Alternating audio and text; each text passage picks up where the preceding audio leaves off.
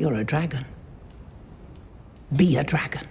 Men decide where power resides, whether or not they know it. They say every time a Targaryen is born, the gods toss a coin, and the world holds its breath. When my dragons are grown, we will take back what was stolen from me. And destroy those who have wronged me. We will lay waste to armies and burn cities to the ground.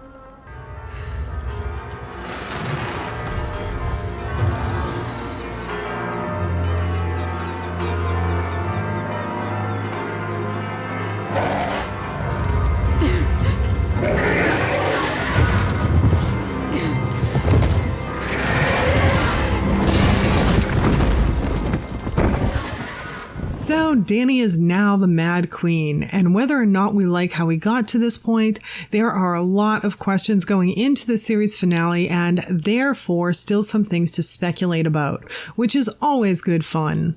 So I think we should start with Varys. We saw him at the beginning of episode 5 writing scrolls telling people about the rightful heir to the throne. That of course raises the question, did he send any of those scrolls? And if yes, to whom? My thought is yes, he definitely got one or more than one of those scrolls out before he died. So who do we think that he would have sent them to? Well, if I'm Varys, the very first place I'm going to send a scroll with this information is to the Citadel, because everyone in Westeros trusts and respects you. I think that's the best choice for that reason and a couple of others. First, they're the ones who can confirm Jon's lineage. They have the records of the annulment between Rhaegar Targaryen and Elia Martell, and of the marriage between Rhaegar and Lyanna Stark. And the moment they confirm the true heir to the throne, you know that they're going to be sending scrolls out to everyone everywhere. Someplace else I might send that type of scroll to if I'm Varys might be the Iron Bank, mainly because they fund wars, they fund forces like the Golden Company, they fund kings and queens. Rest assured, Your Grace, you can count on the Iron Bank's support. So they can be influential sometimes.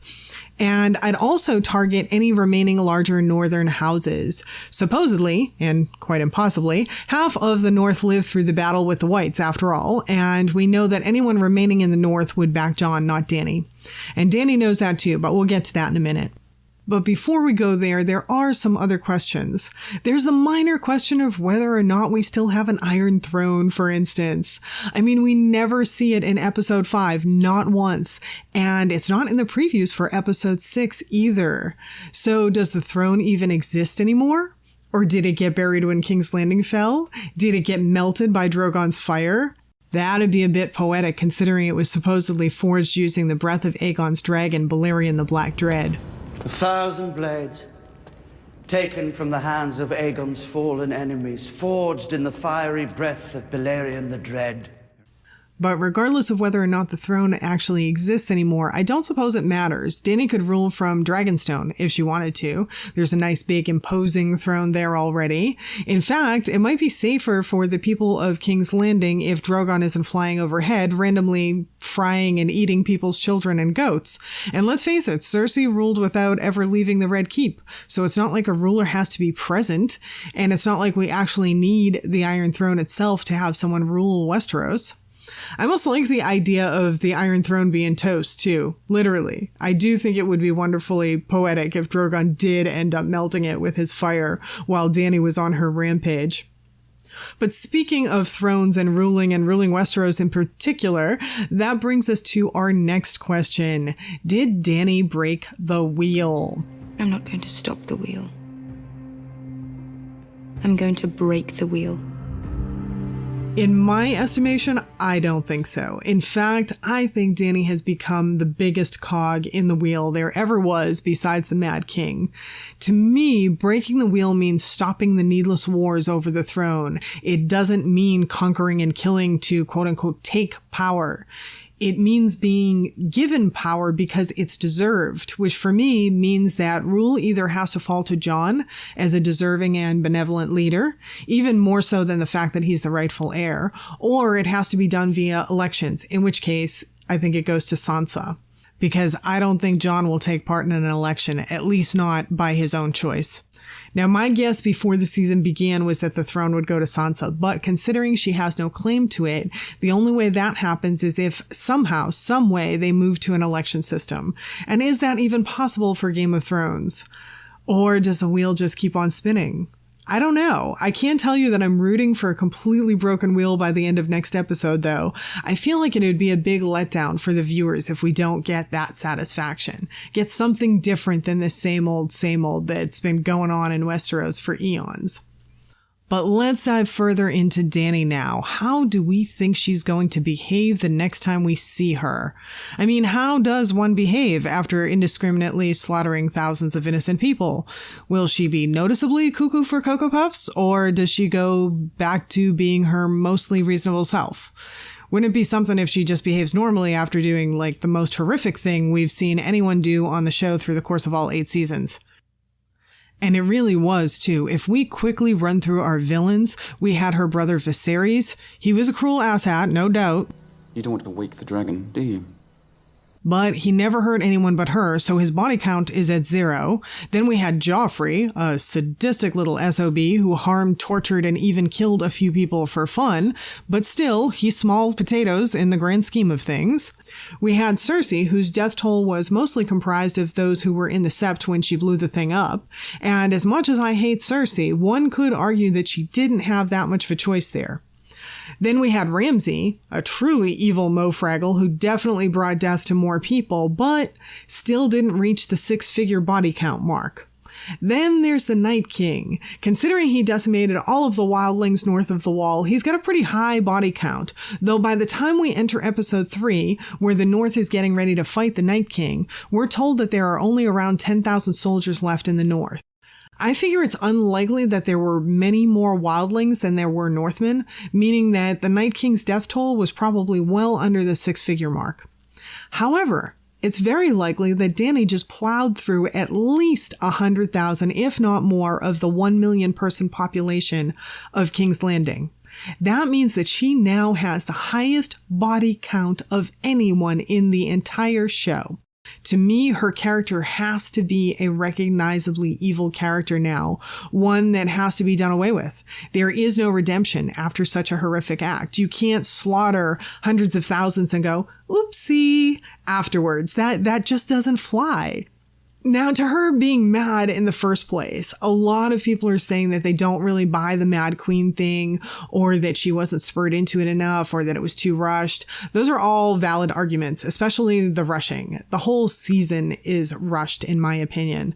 Do you remember back when it took Brienne and Jaime an entire season to go to King's Landing, and we got to learn about and explore each character in depth? Do you remember all the time we spent on Theon's torture and building up our hatred for Ramsay's evil? All the time we spent on Arya's training?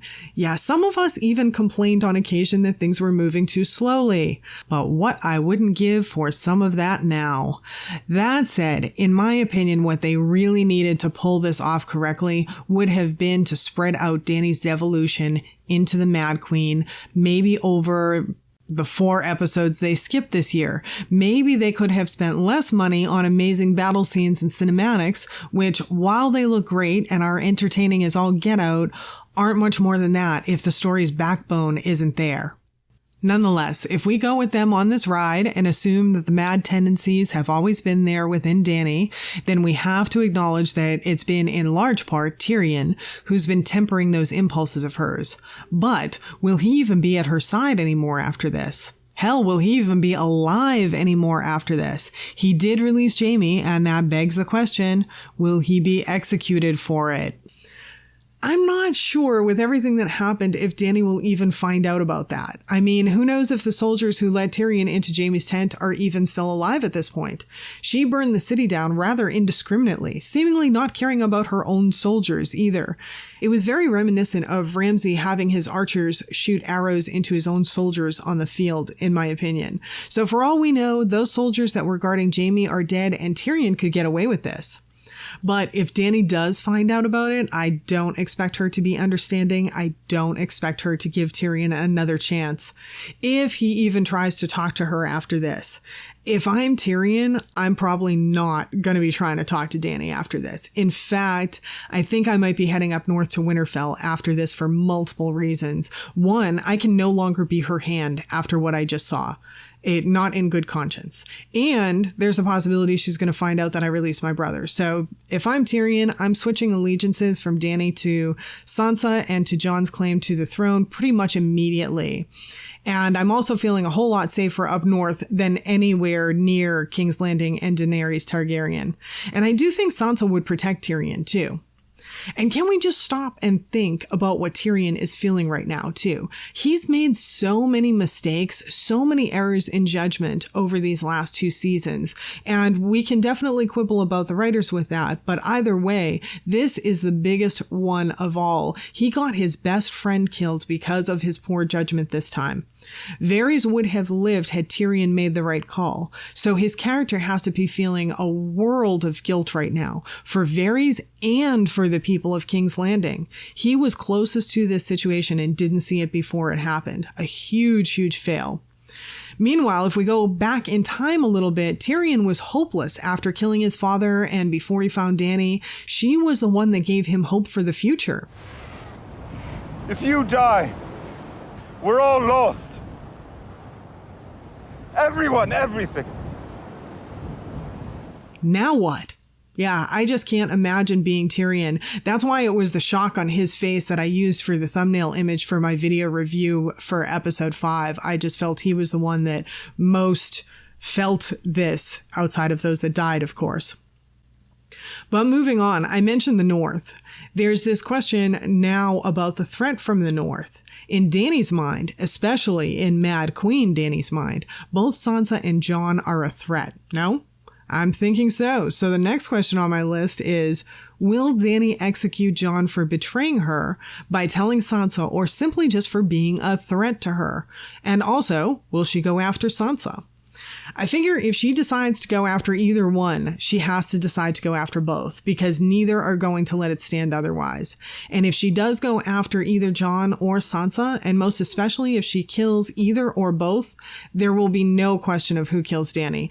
Under those circumstances, I'm betting Arya would have Dany's head on a platter, maybe in some pies. And the Northmen, too. It would not fly with the Northmen either. So, will Arya kill Dany? Will Dany die at all? Well, it could go down like I just mentioned. If Dany kills Jon, I'm pretty sure that she seals her fate where Arya is concerned, and I don't think Arya will turn back from that as she did with Cersei when Sandor talked some sense into her.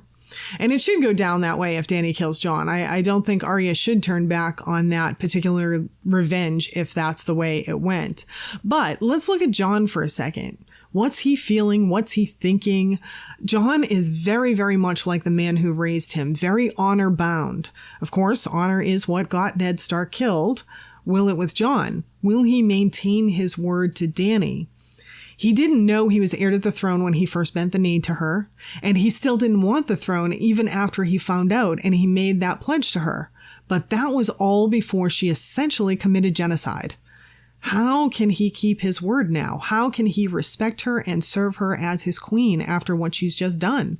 He looked about as horrified as Tyrion did. And his word to her or not, he knows he's the rightful heir now, which means he knows there's something he can do to prevent Westeros from being run by a mad queen. I don't think he can stand by and do nothing. If anything, I think he's now honor-bound to do something, and possibly to ultimately fill the ruling role now, whether he wants it or not. I mean, if he doesn't go after the throne, he lets a very powerful woman who just committed the needless slaughter of tens of thousands, likely hundreds of thousands of innocents, take power. I just can't see Jon allowing that. So I think there's no choice going into the series finale that Jon has to somehow go after Dany and the throne. It remains to be seen how, though. My guess is that Dany dies either way, but do we end up with a battle between the Northmen and Dany's forces? That'd be pretty shocking if we ended up with yet another battle in the series finale. It would also wipe out almost everyone left, and at least most of the soldiers and little people. Of course, I thought most were wiped out after the battle with the Night King, but we'll leave that criticism for another video.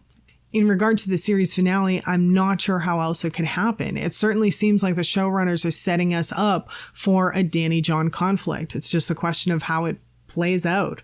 But what happens if Dany is somehow killed, but her forces aren't wiped out?